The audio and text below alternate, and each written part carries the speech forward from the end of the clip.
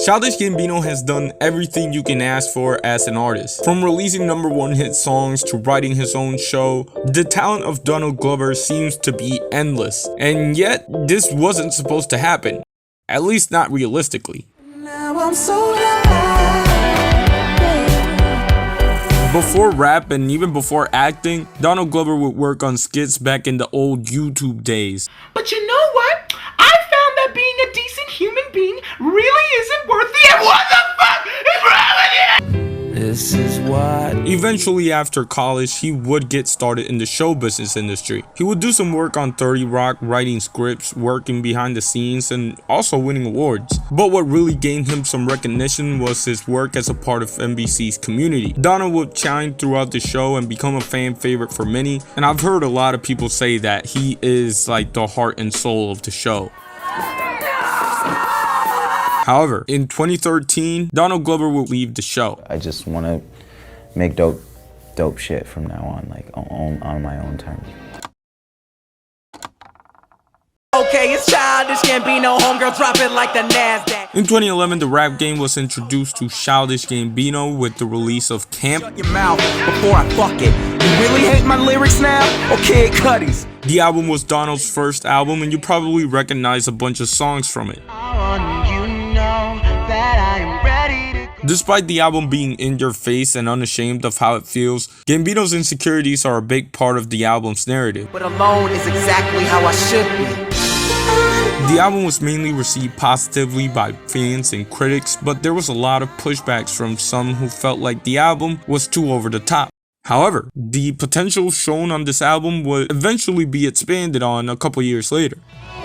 Worst rapper to ever spit on an open mic. In 2013, Childish Gambino would return to music more focused than before with the release of his second album, Because the Internet. And they're saying it's because of the internet. Try once and it's on to the next. The album was better on all fronts. It tells the story of a narcissistic guy known as The Boy. The album explores The Boy's discontent with life despite the money that he had, and it takes a look at how he deals with it. Rich kid asshole, paint me as a villain. The Boy's character is developed throughout the album's songs, showcasing different aspects of his life from his viewpoints on relationships in 3005.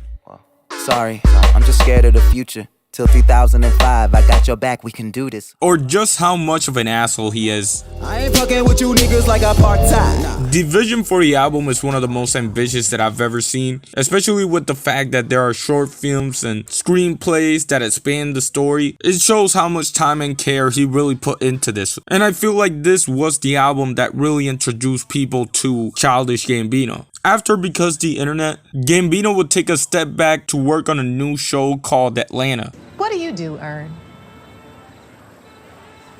Nothing.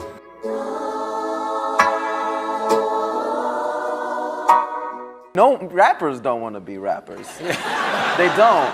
No, it's true. Like, I've never, like, every rapper I talk to is like, oh, I want to do this, I want to do that. Like, they're usually artists who want to do a bunch of stuff. It would take a few years before Gambino would go back to work on music, but when he came back with the purpose of letting people know that he is more than just a rapper.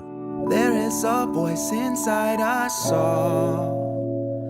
In 2016, he would release Awaken My Love. All of the rapping aspects of Childish Gambino were abandoned, but honestly, he made it work.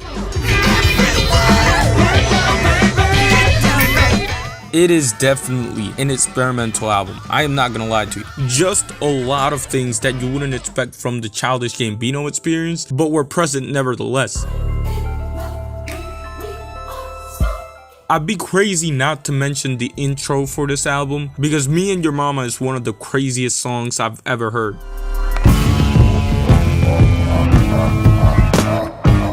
It is insane, and I can only describe it as one of the best horror or Halloween songs that I've ever heard. On top of that, Awaken My Love was critically and commercially more successful than any of his previous albums, especially because of the success of Redbone.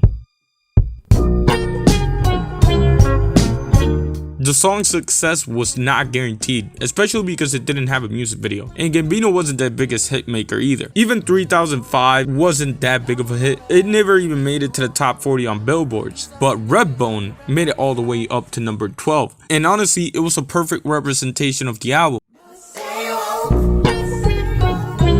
It was heavily influenced by the sound of 70s funk. His vocals are so high-pitched that most people didn't think it was actually Gambino singing. I didn't, at least.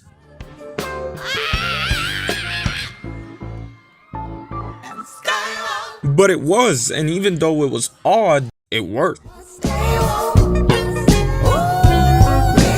It was Gambino's biggest hit, and he had done so without having to sell out. The name Childish Gambino by this point had become one of the most respected in all of music, not just hip-hop. And on top of that, the name Donald Glover was also up there in terms of success. That show that he was working on, called Atlanta, was a massive success now. He was appearing in movies like Spider-Man and Star Wars. But it was in 2018 that Childish Gambino would take the world by storm. Everybody had their own memes about the song, their breakdown. It was honestly cool to see the different takes of the song.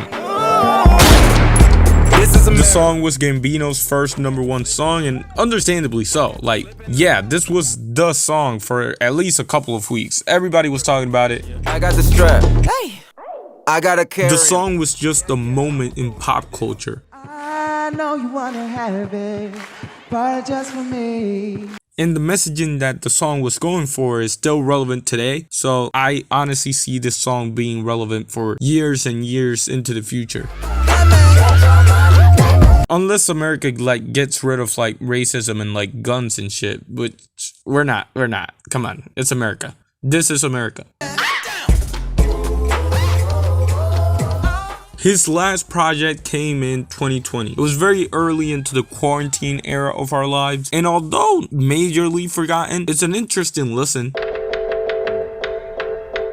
And I slept on this album for years, I'm not gonna lie. I didn't even know that It Feels Like Summer was on this album, because the track list doesn't have the name, so I really didn't know until I gave the album a listen. And the decision to not name the songs as well as the white background definitely adds to the reason why this is slept on. But I actually enjoy the fact that it happened to happen that way.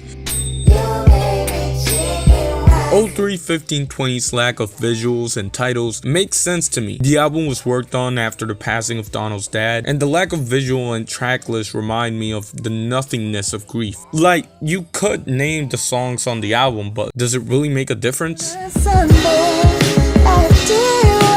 Alongside the album came this visual on a live stream, and I think it furthers my point. Although the city's burning, we see people that really don't care, and that is kind of like what grief is when your world is burning, but to everybody else the world is just normal. That's what I take it as, and I think it's a really cool concept.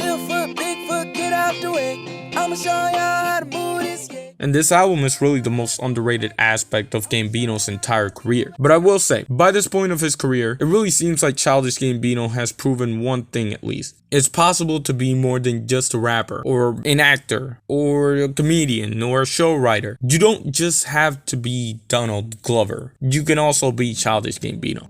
Anyways, with that being said, shout out to Jay Dilla, you know. Shout out to me. I lost my voice last week, so yeah, shout out to me for real. Anyways, yeah.